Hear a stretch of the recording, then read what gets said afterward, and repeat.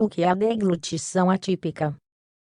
A deglutição atípica é uma condição na qual o processo de deglutição humana é afetado. Tem consequências dentárias, digestivas e respiratórias. Este artigo explica o que é e como é diagnosticada. Para receber um diagnóstico de deglutição atípica, a língua deve assumir uma posição inadequada ao engolir. Isso significa que ela fica posicionada em lugares que não favorecem a ingestão alimentar. Fisiologicamente, a língua desempenha um papel único no processo de deglutição.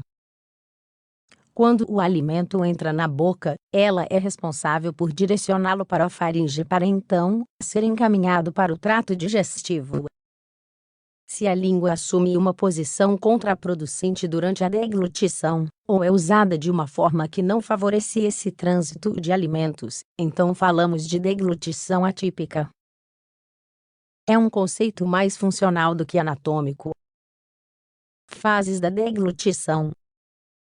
O ato de engolir costuma ter 3 fases, e na deglutição atípica, a primeira fase é alterada. Estas fases são oral, faríngea e esofágica. Oral. Esta primeira fase é onde ocorre a deglutição atípica. Quando ela existe, consiste no momento em que a comida entra na cavidade oral, a saliva é secretada, o alimento é mastigado, e a língua finalmente o impulsiona para a faringe. Faríngea. É uma fase involuntária, onde o bolo alimentar passa para chegar ao esôfago. Esofágica. É a fase final da deglutição, também involuntária, quando o bolo transita pelo estômago. Sintomas da deglutição atípica. Quando uma pessoa tem deglutição atípica, isso se torna aparente através de uma série de sinais. Esses mesmos sinais são os utilizados pelos profissionais de saúde para definir o diagnóstico do transtorno. Os sintomas incluem: a língua, em repouso, não fica localizada contra o palato, mas entre os dentes. A pessoa respira principalmente pela boca, e não pelo nariz. Na infância, está associada ao típico quadro de respiração oral. Os dentes de cima e de baixo perdem contato, e uma distância permanente é gerada entre as duas arcadas dentárias. Isso ocorre em parte por causa da interposição da língua, e também pela respiração oral. A deglutição é ruidosa, pois requer mais esforço. Os alimentos não são processados corretamente na primeira fase de deglutição. A língua não impulsiona o bolo em direção à faringe com força suficiente, o que faz com que, em casos avançados, a pessoa faça movimentos cefálicos para mover o alimento para a segunda fase da deglutição.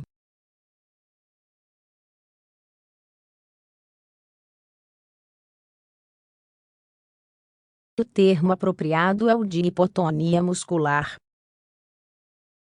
Causas da deglutição atípica. A deglutição atípica é diagnosticada mais em crianças do que em adultos.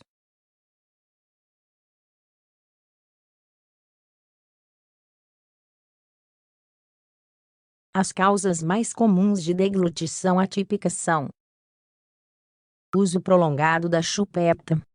Quando o uso da chupeta excede 1 ano e meio de vida, isso começa a ser contraproducente para o desenvolvimento dentário. Além disso, não permite que a língua assuma a posição necessária. Sucção da mamadeira, ou do dedo. Com os mesmos critérios da chupeta, quando a mamadeira é usada por mais tempo do que o indicado, ou a criança chupa o dedo, a língua não aprende a sua função. Hipertrofia das adenoides.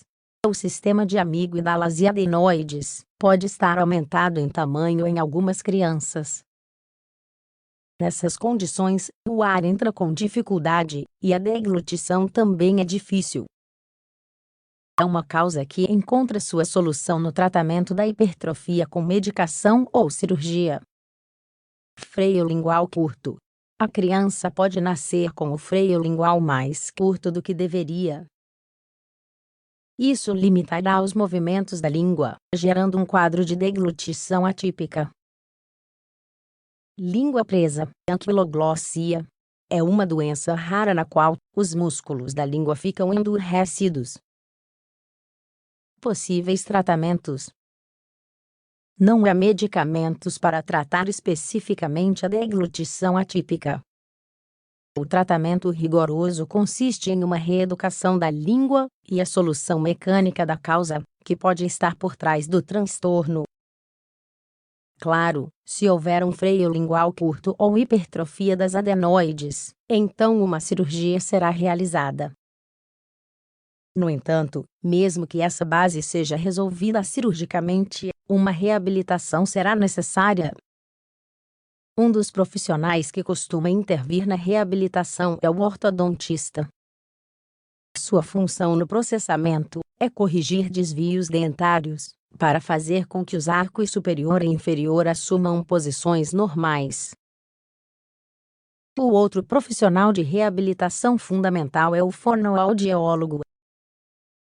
Os fonoaudiólogos ensinam a criança a posicionar a língua, pronunciar as palavras e mastigar corretamente.